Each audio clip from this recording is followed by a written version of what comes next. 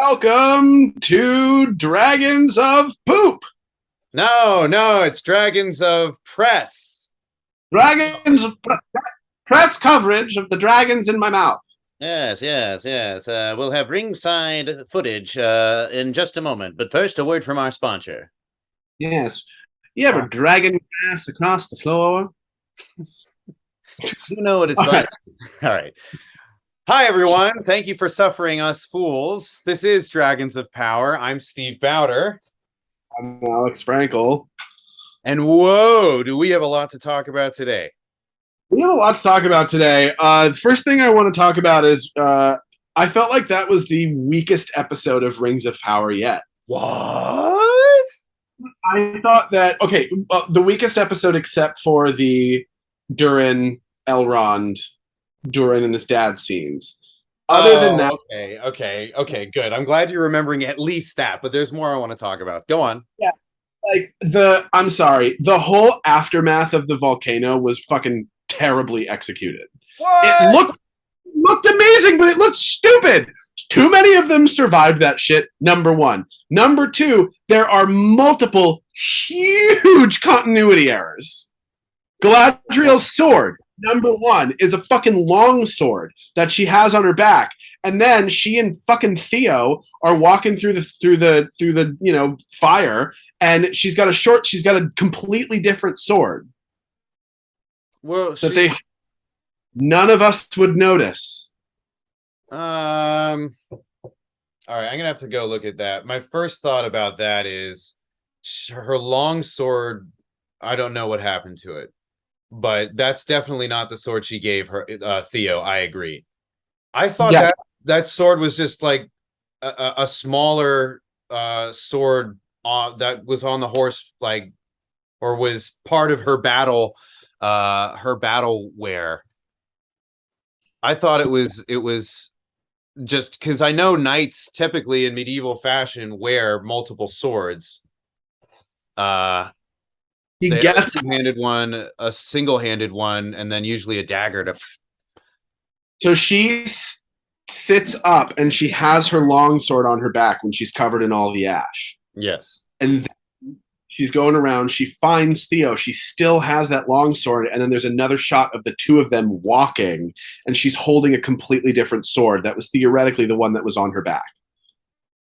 That to me pisses me off. On $1 billion show, you can't get the fucking swords right. Come on.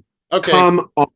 I can't. I don't remember that, but I don't disagree with you. So I will throw it on the pile of editing could be better. Yeah. But then the whole thing with them like fetching survivors, Isildur holding up the frame of the building and it collapsing on him. All the shit with the queen was poorly written and poorly executed, and there was no sense of urgency. And I was sitting there watching it, and I'm like, it looks beautiful, but it's fucking stupid. Interesting. I didn't take it that way at all. I found them to be terribly shell-shocked. Yeah. That event. I also have already put to bed my doubt about how far they were and whether or not they would survive it. From reading, they were plenty far away. There are plenty of people who survived Mount Vesuvius who were over there and not in Pompeii. I have read enough to lay those fears to rest and be like, okay, cool. How it ran, I mean, I thought it was a good use of storytelling. I cannot remember the character's name, the buddy of Isildur and the captain or the lieutenant, the one who didn't want to go off on further assignments and see greater battle and greater warfare. The one who wanted to stay back and help the Southlanders. He died, and I thought that was a good tragic moment, and that was part of that sequence. I thought the queen helping, I thought that was very urgent to see the queen like rolling her sleeves up and helping people out, and then like boom, lights out, and the tension that creates, and how and also how all of that then gets directed and channeled into Elendil, and how he had that moment where she was like, we're gonna return, Numenor is going to war against Mordor, even though they didn't say it. Now we'll get to that too. The naming of Mordor. Oh, oh, Not yet. Not yet. Not yet. Please, I beg of you.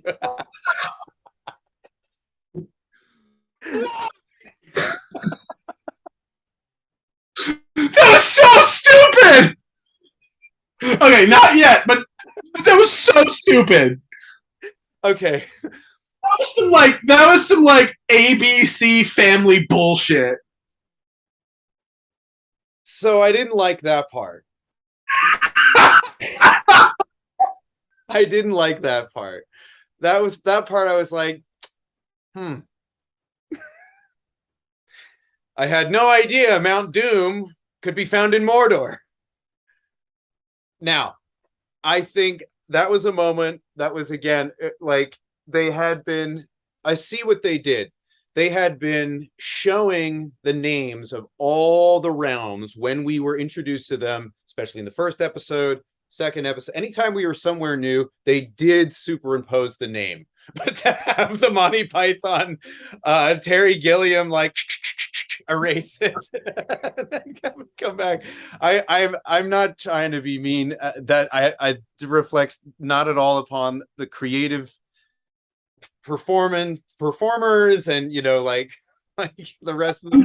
But that decision there was like, yeah, that was horrible. You could have sold that to me if you have that shot of Mount Doom and then you slowly overlay the map and someone etching in Mordor on the fucking map. Keep it in style with the rest of your show. Not that cheap ABC family, like, next week on Supernatural fucking bullshit. Nope. Yeah, that on a $1 billion show, on a $30 million an episode show. Well, yeah, that I'll put that on the pile. That one. I mean, but again, it's thankfully it's such a small thing, and yes, it rubbed me the wrong way when I saw it, but it is such a small thing. I will laugh at it or forget about it or whatever. Somebody brought up a really good point on Reddit. They said Star Trek Next Generation's first season is their weakest season, and all that followed were incredible. Now,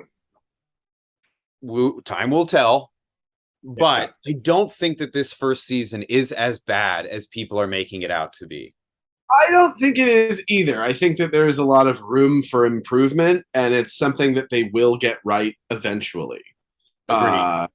Like even Game of Thrones, the first season of Game of Thrones is spectacular, don't get me wrong, but by the time you get to season 4, it is like it's the difference of driving a brand new Toyota Camry versus driving a brand new Ferrari.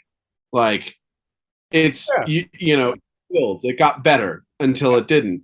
And I think that will happen with this show as well. With the budget they have, they'll be able to get the right people. Yeah. I think that also that would be better if we also had like a blood sacrifice of Jeff Bezos. That might help the show as well. But well, they could work that in because eventually the Numenorians start human sacrificing to Sauron and Melkor. Yeah, not to make a joke about someone actually dying, but we could have a real great like the fake swords not fake set of rust thing. Let's get Alec Baldwin in the next season of. Oh God. Jeez. That's really bad taste. Whoop! Anyway, yeah, so that part was not great. I don't like the choices that they're making with the dwarves right now. I like the storyline, but I don't like how they've abandoned the larger world of the dwarves. So I think that the scene with Elrond and Durin where they're mining together was fantastic. Like that was a fucking great scene. A+. And then the scene afterward with Deeza was really good. Again, the acting was phenomenal, but the writing of that scene was not my favorite. I don't like Deeza. I did not like Deeza's monologue. I loved how it was performed and delivered, but I don't like what that's setting. Um. Uh. Well, okay, hold on. Let me respond to that. One last hit. One last Yeah, yeah, part. yeah. What I don't like is the fact that we are not seeing the larger world of the dwarves again. Again, Khazad-dûm is the most interesting part of the whole fucking show, and they've completely abandoned the larger world of it. And those details are the most interesting part of that for me. I don't want them to just go straight to the Balrog and kill everybody and destroy that without showing me more of that shit. Yeah, I couldn't agree more. More, I agree.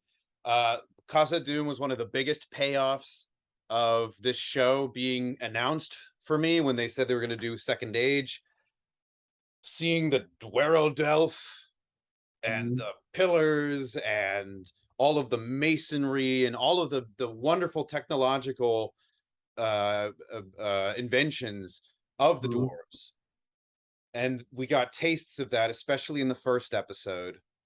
But I Yeah. agree, it's starting to look like they're going to rush to the end of the kingdom, and I'm like, Yeah. what? When Yeah. then? So what I'm hoping is there's two different Tolkien theories about the Balrog, which we got a glimpse of at the end of this episode. Yep. I thought that was a generous reveal, and I was Yeah. disappointed because I was like, just have the leaf blow up or disintegrate, and that'll be our little taste, our little teaser, right? Right. But instead, we got the whole kit and caboodle.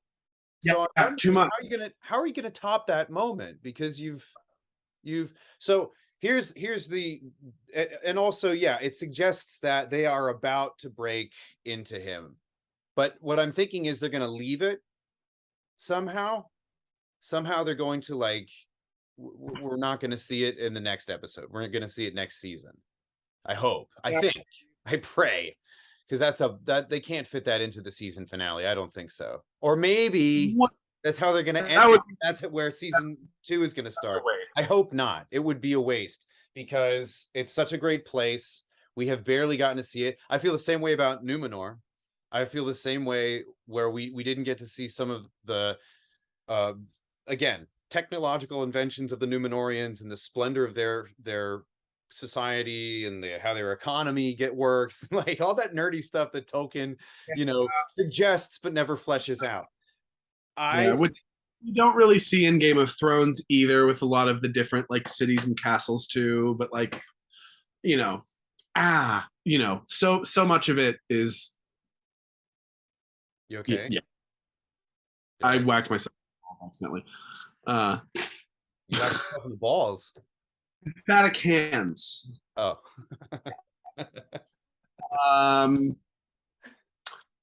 yeah, I mean, I do hope we get to see more of it before they destroy it all. It's too soon for the Balrog. That's too big of a plot point. So this is what I was going to say. The two Tolkien theories that I heard was there is the theory that was put into Fellowship of the Ring, spoken by Saruman, played by Christopher Lee. The dwarves dealt too deep and too greedily. You know what they awoke in the darkness, shadow and flame. There's that theory that we got in the movies. Then there is the other theory that Balrog of Morgoth was in fact imprisoned.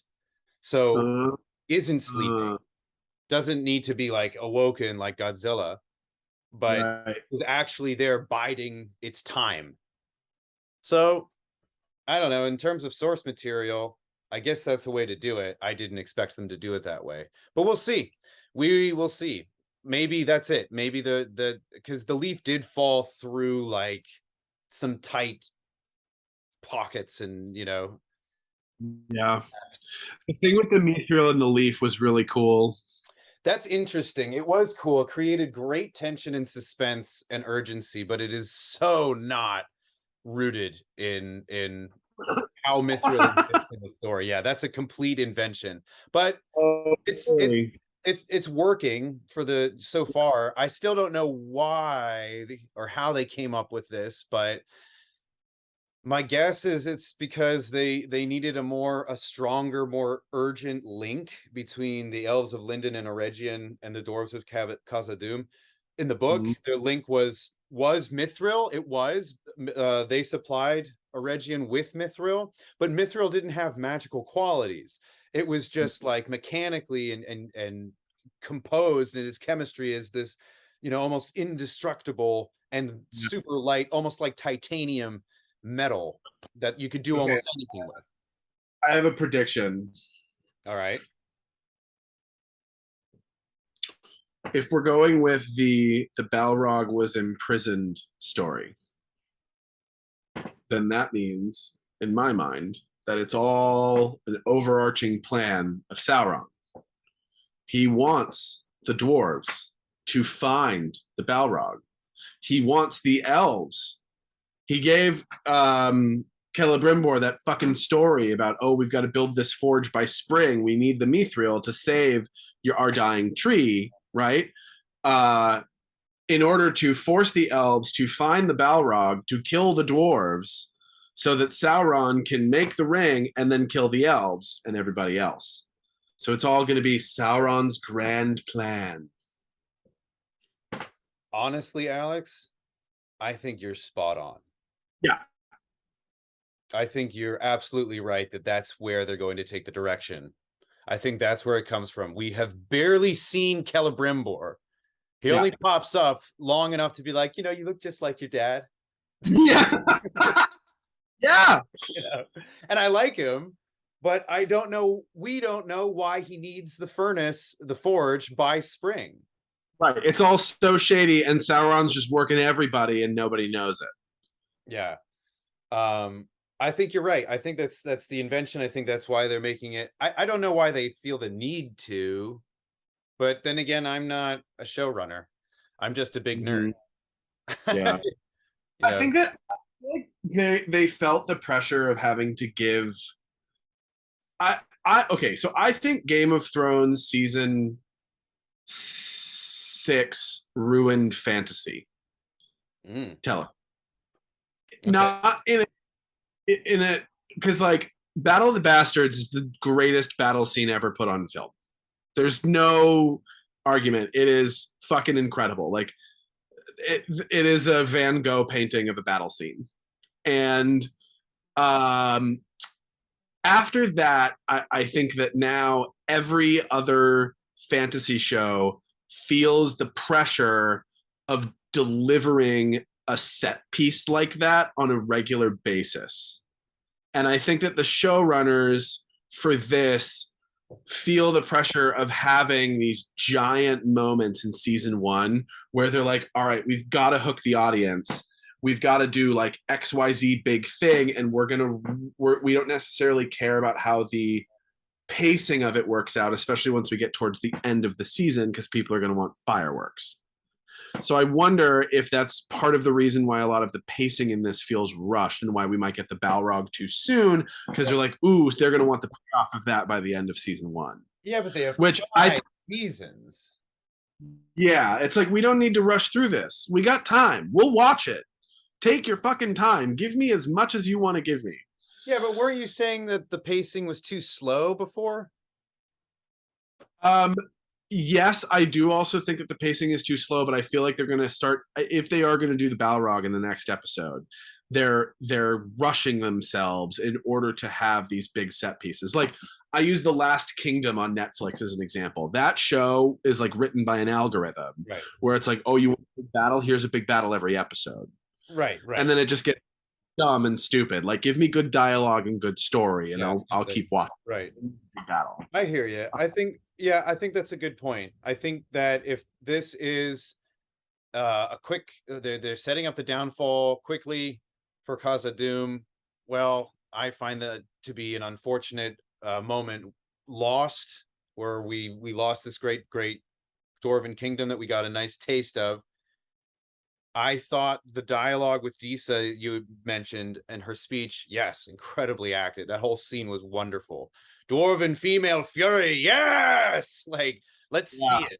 Let's see you making the axe for your kid, probably. I'm guessing, or repairing Doran's blade or something, and then sitting on the steps with a flagon, and like even some Lady Macbeth, And here's why I think that they made it seem a little dark, a little twisted, a little hell-bent on something ulterior. Well, it wasn't so hidden. She was talking about the Mithril and how that's their claim. I think that's drawing upon ours. I think that's drawing upon the dwarven greed that we see Thorin go mad over in the third Hobbit movie, I think. And it's something that's associated with dwarves. So I think it's like, yes. Now, it's also, I agree, it's a little rushed. It's like, hey, they used the Mithril. They actually did. They actually mined it. They mined it for a long, long time. They mined so much of it that eventually they got to the Balrog. And maybe they will do that this season. But it was such a... It seemed like a big spoiler. But they may not. They may not actually rush through it. They may take their time. Like I said, that leaf made it through some very, very narrow crevasses. Yeah. The only crevasses that will be seen in this show, I would wager. Bummer. Bummer. Nice. Okay, let's talk about. I want to say one more thing about this before we move on. Durin and Durin's father's scene was incredible. Owain Arthur is so gifted and so passionate, and is carrying so much of that portion of the story, as is Disa, as is Elrond, and Peter Mullan. All of them are doing incredible work. Owain Arthur is just a rocket to the moon. Yeah. As is Sophia Nomvete. I loved the scenes with both of them. I loved the scenes with Dwarven politics. I loved watching Durin watch his friend basically die in front of him. He was going to say goodbye to him for the last time. The mining where they were both catching their breath. I mean, and I knew that Elrond let Durin win in the second episode when they met. I knew. I'm so glad that they revealed that. That was stunning, incredible conflict. Charlotte Brandstrom directed this last episode for Rings of Power also. I forgot to mention. All this to say, and the reason why I wanted to mention that is because I am enjoying this series, and I am enjoying those moments way more than I ever enjoyed the Hobbit movies. That's my hobby. Yeah. And I want it to be known. That's how well this season is going. Yeah. If we're going to measure it, let's measure it by all of Peter Jackson's catalog. Right. I know there are reasons why the Hobbit movies weren't as good as they could have. That's another conversation. But that's what I wanted to say. Thank you for letting me. And then the last thing is the Brandyfoots. Nori's an idiot. Nori is an idiot. Nori. I know. She's doing the most. I was like, oh. Now, I understand she was actually trying to save the stranger because she was telling him to go the wrong direction. It's also in keeping with her character, but her character does this. And yes, her character is annoying. She is fantastic. She's fantastic, but it's like, bitch, you're going to get everyone else killed. I would have kicked her out of the tribe a long time ago. I know you would. Yeah, you're just killed, even though I would probably be that person. But God. That when she did that, and then like that shit with the fire was so cool. That was so cool. Who the fuck are those people? I think that they are, well, I know that they are from Rune because one of the producers said so in an interview with Time. Say it again. The Brandyfoots are ruined. Ooh, yeah, they are ruined. They have gotten ruined. Oh man, that's great. Their crops are ruined. Their wagons are ruined. Their caravan is ruined. Yep. It's brilliant. I think that they are some sort of mystical being. I think it is safe to say, since they have magic, that they are a Maya. You remember this conversation way back in the first episode? On par with Sauron, on par with Gandalf, of the same species. And that is why they have magic. They didn't kill anyone with that magic, I would like to point out. They just terminally inconvenienced them. A slow and painful death instead. That's right. Also, I have to Dylan, who plays the dad, Dylan Smith, was killing it. Yeah, he's great. Killing it in this episode. I loved that he said to her, don't let it damper your spirit. It'll be all right. You could see he did not believe it, but he was just trying to say the nice things a dad says when there's nothing nice to say, but something has to be said. You could totally see it. And then his big monologue of, we're Brandyfoots, we're Harfoots. We may not be the strongest. We may be the first to get our funding cut. Right. We may not be good in battles. We may not know our way around a horse. Yeah. We may be able to walk in the daytime or have normal conversations with people outside of our ilk. And we may get squashed or overlooked or wiped out through natural disasters. But like this, it's like the singer in Monty Python and the Holy Grail. And his eyes gouged out in his hole. Little removed and his eyes gouged out in his... That's enough singing. Thank you. Yeah. Now, it wasn't quite so absurd, of course. But he was not in the least bit scared. No, brave Sir Robin, to have his kneecaps split, his body burned away. And his limbs all hacked and mangled, brave Sir Robin. Wow, our podcast has become so on brand. If there was any doubt in anybody's mind. He mashed into a pulp. I love that movie. Removed and his cut out and his penis split. Yes. Yeah, his head smashed and his heart come out and his liver removed, his bowels unplugged and his nostrils raped and his bottom burnt off and his penis. That's enough music for now. All right. It was great. It was a great monologue. It was a great scene. I loved it all. The stranger is cool. I think the stranger might be evil. Oh, fun. Okay. Because I don't know if you noticed, but Nori's eyes closed. Oh, I didn't see that. Opened.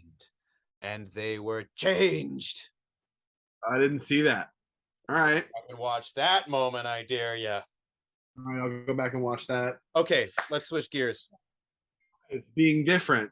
We got to talk about House of the Dragon this week because that was the best episode of the show so far. I literally screamed at multiple points. It like Patty Considine better win everything. Holy shit. Yeah. Holy shit. Yeah. That episode was... Go ahead. His performance was very moving. I was moved. Yeah. I was very, very moved. Truly unbelievable. The makeup team fucking crushed it. The return of Otto Hightower. Yeah. Oh. Just right back where, I mean, he's like about to slam dunk like everything. Like he's so close. And then the king gets up and declines his milk of the poppy so he can be clear-headed, so he can set everything right, and he gathers his family together. And that was so bittersweet and melancholy and gorgeous. Yeah. The scene with Rhaenyra and Daemon in his chambers at the beginning of the episode was beautiful. Yeah. Especially the juxtaposition of Viserys, who is deteriorated so much, and Daemon, who looks exactly the same but with a new haircut. Like, that is really something. And the love Rhaenyra has for her father and how happy he is to see her, and the scene where she was like, fight for me, just begging for him to stand by his fucking decision, which then makes his death and that fucking shit with Alicent hurt so much more, because he fought to his last breath supporting Rhaenyra. And Alicent's a dumbass and is going to fuck everything up because of it. Because she thinks but he's talking to her, right? about her Aegon, not Aegon the Conqueror. Yeah, I remember hearing someone say once that a big criticism of the Rings of Power is that everybody had the same name. And here I am watching last night's episode, and a major plot point is that two characters have the same name. Fair. However, hold on a second. And what a plot. Valandil, Arandil, yeah. We've been through it. I'm just saying people in glass houses shouldn't throw stones. Okay, 50 Cent. Whoa. You live in a glass house. And if you got a glass jaw, you should watch your mouth because I'll break your face. No, okay. You have sort of a point there. But Aegon, the Targaryens have little imagination outside of fucking their sisters and cousins and naming everyone. Everyone wants to have their own Aegon. They want the next conqueror, the next great one. So like, if I name it Aegon, it's gonna be great. I mean, how many King Henrys were there? So Louis, Hepzibah. Yep. So starting from the beginning of the episode, their reception being minimal, great. The 7-pointed star and the difference in the Red Keep, fantastic. Alicent's really taken over.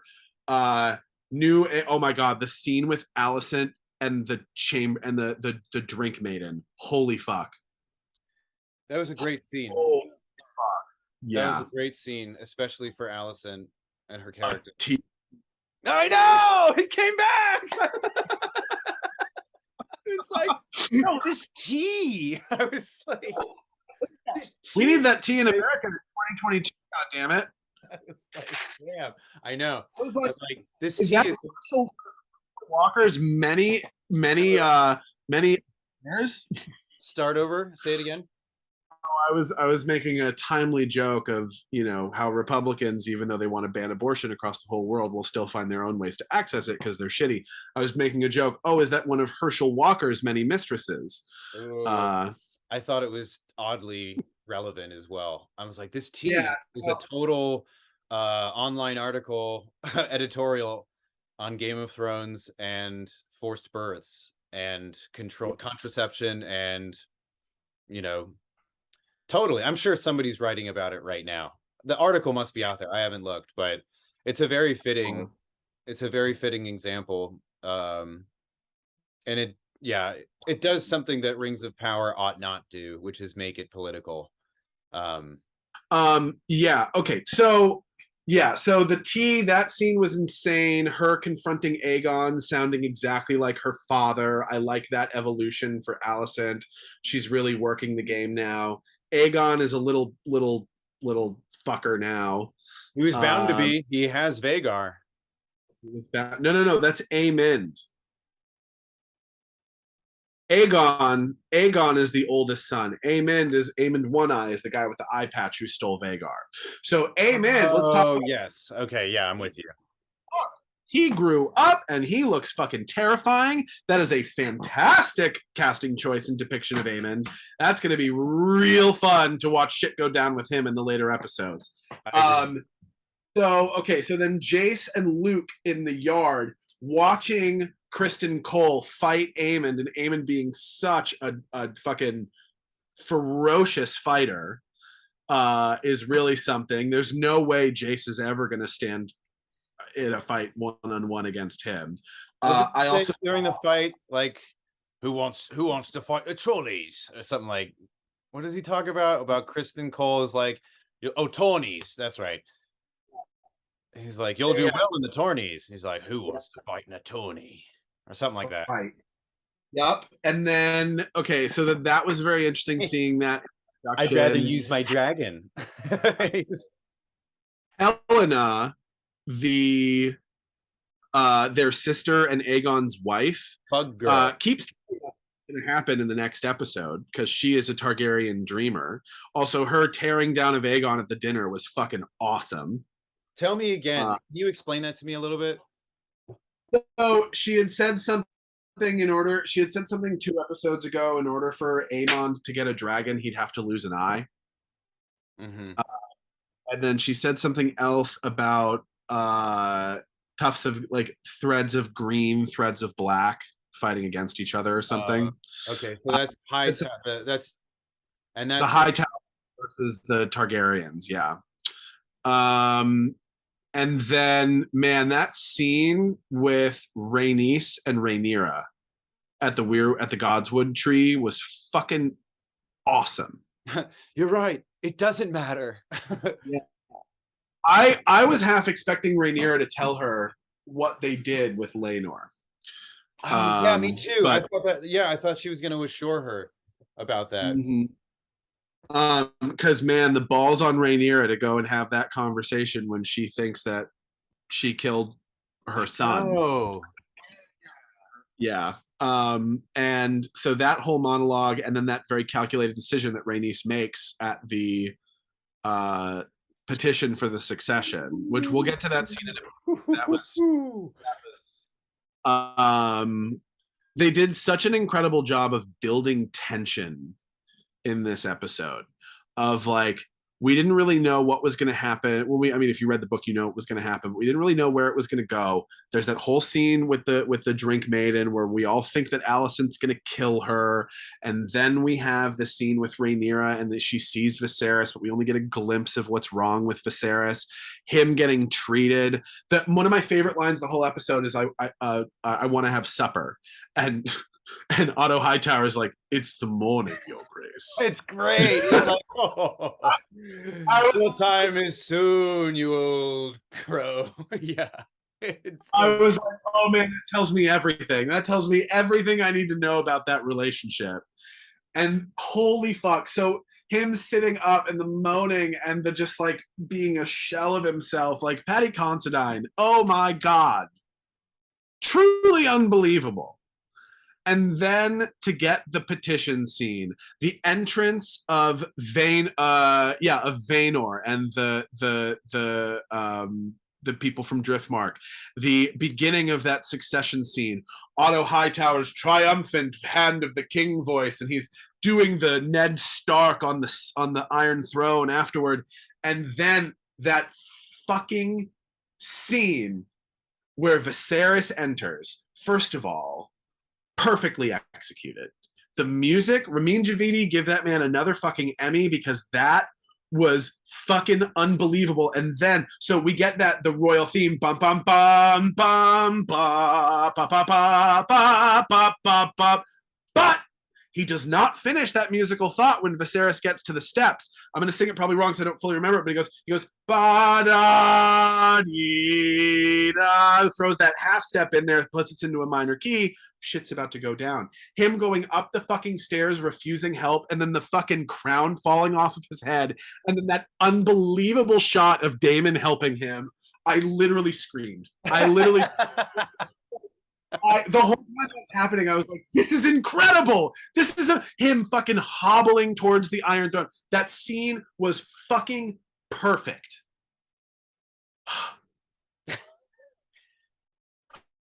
I will sit the throne today. God damn it. And then to top that shit off, they are bastards.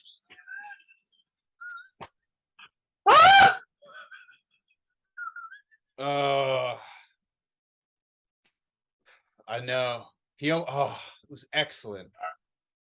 And excellent. How you knew he was going to say it. You knew he was about to say it. Yep. And he kept his tongue.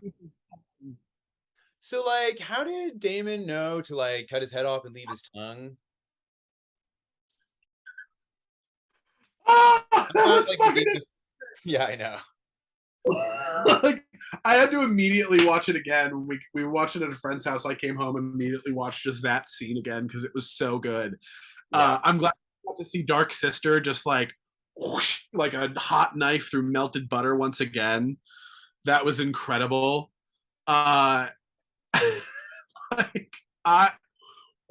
This season was unbelievable. And then the fact that that was not the end of the episode and then we got the fucking dinner scene was... I know, they went to dinner. Like, it was not... So I saw a tweet that was really interesting about the symbolism of that Last Supper scene, and that Viserys had the golden cover on his eye and mouth, covering his peripheral vision so he can't see the scheming that Alicent and Otto are doing behind his back. I saw that. I saw that they were on his blind side. That was fun. Like, it's those little details that make all those details make all the difference between a good show and a fucking great show. I agree. Like, I agree. and then the moment he leaves, all hell breaks loose. The return of the pig to piss off Aemond. So do you remember in episode like 3 or 4 when or no, maybe it was episode 5, when Aemond, when they're in the dragon pit and they bring the pig that's dressed up as a dragon for Aemond. Oh yeah. Yeah, I do remember. Jace punches Aemond in the face. I think that he let him do it so he could size up how strong he is. Uh-huh. I get that. Yep. That's yeah, yeah, I get that. Interesting. Yeah, I saw that. I saw the pig sitting down right in front of him. The toasts were great. I love how the toasts were used to draw the story towards drama. It started off so harmonious, and dare I say, Rhaenyra and Alicent are on good terms again. No, right? That was nuts because like there was that moment of hope of like, oh, the king maybe would wish that you stay. And she's like, I'll fly back on dragon. Let me just get my kids back. Yeah. But they were scheming, weren't they? Alicent and Otto. They were scheming. Could be. Wouldn't surprise me. No, it's their calling card is to lull us into a false sense of security. Yeah. Before something terrible. I know. I mean, well, we're definitely not getting that now because, God damn it, once again, the fact that she got into bed on his blind side yet again. Also, we just have to talk about the makeup for Patty Constance. Like, the first thing I turned to my friend I was watching the show with, and I was like, "Do you think Giancarlo Esposito is watching this, going, I did it first?" I do wonder if that same makeup crew from Breaking Bad that did Giancarlo Esposito's head. Oh yeah, that's worth looking up. It's worth looking up. That would be cool. Point. But it's fantastic. It was fantastic. He like that, like really just a perfectly executed episode on all fronts. I thought the beginning was a little slow, but I'm nitpicking. Built up to it perfectly. Fair enough. I enjoyed it. The directors of this episode were Geeta Vasant Patel, bravo, and Eileen Shim wrote the episode, and bravo, goddamn. All right, so we got to wrap up in a second here, but at the end, when Viserys is, with his dying breaths talking about Aegon, thinking that Alicent is Rhaenyra, that was, first of all, perfectly executed in terms of the structure of this episode's story.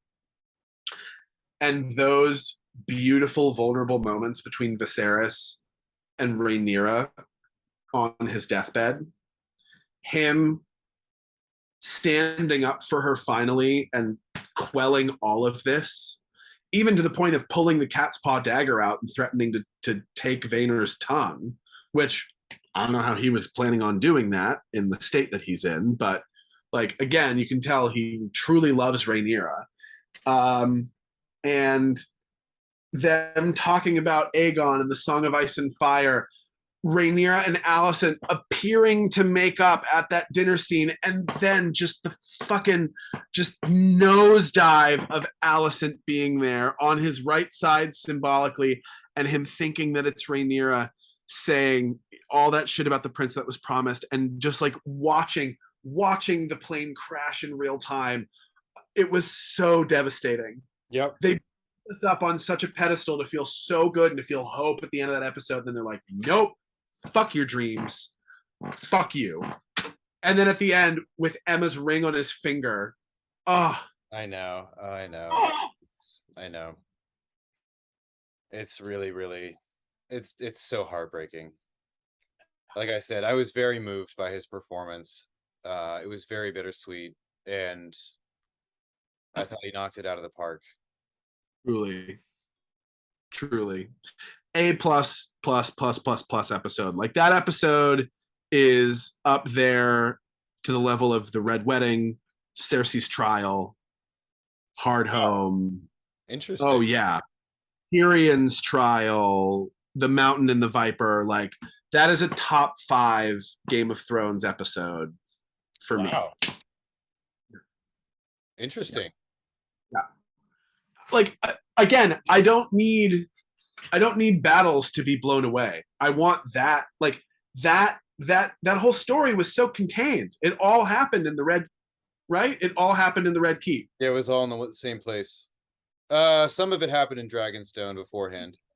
Very beginning. Yeah, One scene in Driftmark at the very beginning, but all of it happened in the Red Keep, which the majority of these stories all are pretty self-contained. Maybe we see some Dragonstone at the beginning. yeah. Yeah. But Oh yeah. So we start in Driftmark, then Dragonstone, then we go to the Red Keep. But for the most part, it was a very self-contained episode. yep. Yeah. Amazing. All right. Favorite moment from each episode, real quick before we gotta jump. Yeah. Favorite moment from um House of the Dragon for me was watching Paddy Considine look around and see his family all together one last time, getting along, making merry, finding fellowship with one another in spite of their terrible differences, and him really relishing that. I mean, I cried. I just cried. It was absolutely beautiful. Favorite moment in Rings of Power, I also cried, and that was when Durin was pleading with his father when he had to say goodbye to Elrond, and he thought this was the end of their friendship, and how Elrond gave back the symbol of their friendship, stating symbolically in a very Tolkien way that their friendship has ended. Yeah. I cried as well. It doesn't take much to make me cry these days, but I thought those moments were very, very hard earned, and Nice. those are my favorites. How about you? Okay, my favorite moment from Rings of Power was at the very end when they put the Southland That's your Mordor. favorite moment? I hate you. No, okay. Actually, I have one other qualm. How the fuck would Halbrand be able to ride a horse with that wound? But no, my favorite moment from Rings of Power this week was the Mithril saving the leaf. That was cool. Even though it's not. Especially how he threw it across the table and it landed just so. But that, Yeah, I mean, it was also so beautifully Tolkien, because it's those little tiny moments that are major turning points that seem as if the hand of fate stepped in. right. That it seems like so up to chance, but those are those moments where Tolkien nods to some greater deity looking out for the little people. And then my favorite moment from Rings of Power, other than every moment Paddy Considine was on Wait, screen wait, in wait. this Your episode, favorite moment in House of the Dragon? House of the Dragon, was his entrance in the petition. That was honest, like seriously, the the the most visceral reaction I've ever had to the end of a TV show ever was the end of the season finale of Severance. Have you watched that yet? Not yet. You need to watch it. They do such a good job of building tension, and there's a thing in the season finale where they keep dangling the carrot in front of you, and you want it so fucking desperately, and they keep just fucking teasing you with it for an hour. They get you so close, they're edging you the whole time, and then one point where we're like 40 minutes into the episode and they like tease you again with it. And I was like, fucking give it to me! Literally just like scream that at the top of my lungs at my TV. And that was the most visceral reaction I've ever had to a TV show until other than when Oberyn gets his head crushed in season 4 of Game of Thrones. That made me almost throw up. but when he entered, that was such an unbelievable scene. That was so unexpected and was such a triumph. Like that was his version of Jon Snow emerging from the crush of people. Like that was, especially in his state, seeing how much pain he was in, fucking brilliant. Brilliant. And then my other favorite moment was when Daemon helps him up the stairs. That was A+. Oh yeah. All right. Yeah. I gotta go. Beautiful and brotherly. Have a Beautiful. wonderful day, brother. You beautiful brother of mine. Love you, dude. I love you too. This was a passionate podcast. So much yelling. All right. Peace. Love you. And love all of you too for watching. And we'll be back next week for the Rings of Power season finale. All right. Bye, everybody. Bye.